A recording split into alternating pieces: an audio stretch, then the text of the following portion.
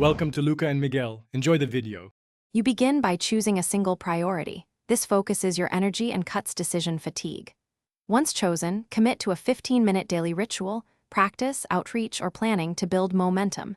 Name one fear out loud and write 3 practical responses. This converts vague anxiety into actions. Do this now because small, consistent acts compound. Make sure to time box them. Short bursts beat vague intentions. This first step puts you into doing, not waiting, and creates proof that bigger moves are possible. Once you have momentum, design simple systems to make brave choices automatic.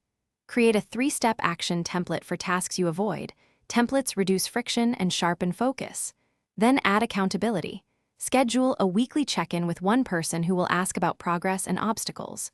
Track wins with a 1-line daily log. Seeing forward motion rewires self-belief. Make sure to iterate the system. When a step stalls, swap it for a smaller, testable action until it reliably produces results. Now prepare a focused 2-week sprint to finish or reach a milestone.